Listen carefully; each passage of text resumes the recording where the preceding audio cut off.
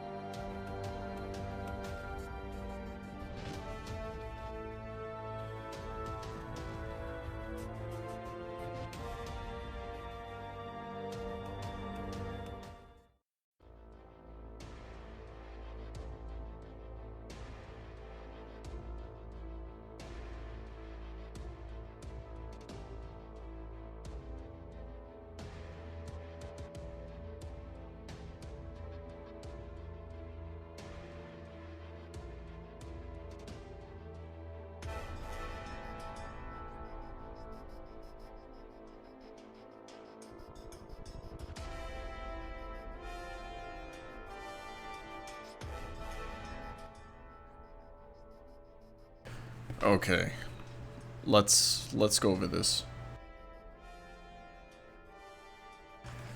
So we spent basically 3 hours playing the game, watching the cinematics, going through the entire thing.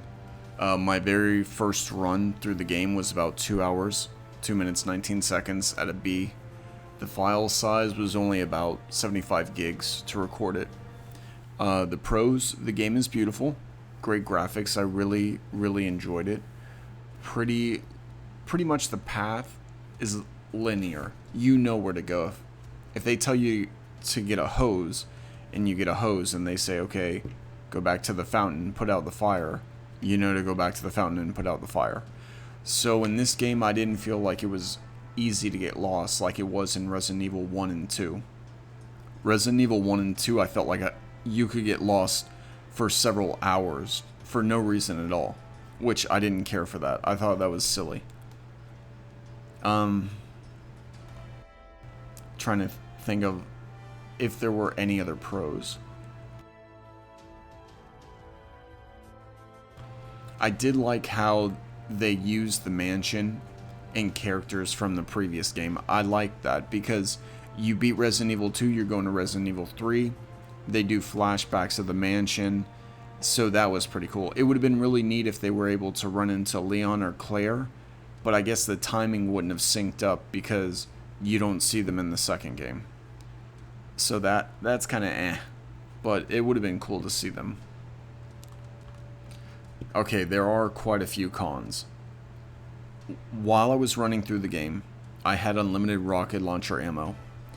I was shooting Nemesis every chance I got because he drops weapon caches and they can have like attachments, ammo, etc. Every single time I kill him, he comes back to life. And it's not even like a long pause. It's like you shoot at him, you run to the next area, it triggers him to wake back up at full HP, bust through a wall, and start attacking you. I didn't really care for that. If you have the firepower and the ability to start wailing on him early on and put him down, there should be a pretty substantial pause in between each fight, not a few seconds or even a few minutes. There should be a long delay before you fight him again. Let's see. If I were playing the game without unlimited ammo, I would have had to run the entire time. And maybe shoot a couple zombies here and there, but I wouldn't have had nearly enough ammo. That's the problem with Resident Evil 2 and 3. The game just doesn't give you enough ammo. I feel like the guns are underpowered, and they waste ammo way too fast.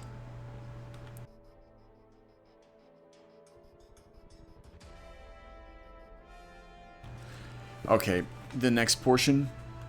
Most of the game I felt like I was just running. Like it was pointless to fight him, so I was just running. And let me see. There were zombies coming out of nowhere. Like I have a pretty good point of view on a 4K TV.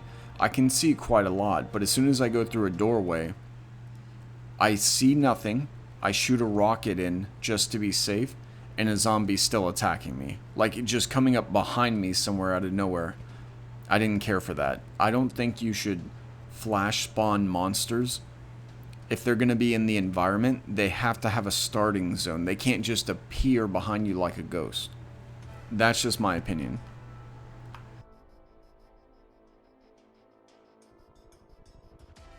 Oh yeah, the hospital fight I really didn't like. Because again, I have unlimited ammo, I'm shooting my rockets while they're crawling through the window and it's not doing any damage to them. But once they start getting up, I can now damage them. So you made them physically visible, or visually visible, but you can't harm them because they're invulnerable until they get through the window and stand up. I don't understand it. Like, I get it's a game, I get that, but you as a coder, as a developer, once you show the user that there's an enemy and the enemy can waste their bullets on that enemy should be taking damage. So I feel like they coded that fight very, very, very poorly. anyone who runs that fight, you would know right away when you have ample supply of ammo that you can't harm them until they stand up. And that makes no sense. Don't make them visible or make them jump through the window faster. I mean, those are your options. But if you have them slow crawl through a window and I'm shooting at them and I'm seeing blood splat, but they're not taking any damage, you failed to do a good job with that fight.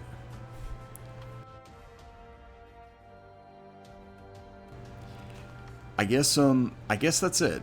There were more cons than pros, but again, the game was beautiful. It's very quick to beat. It wasn't that bad. I had no motivation or interest in playing it further. I just wanted to see the story. That's all I wanted. I wanted to go through. I wanted to see the updated graphics, listen to the storyline, and play the game. I guess people could run back through and go through Inferno, but the way it's coded just feels so bad. You could do it though. I'm sure there are speedrun videos of people doing it in like an hour or less.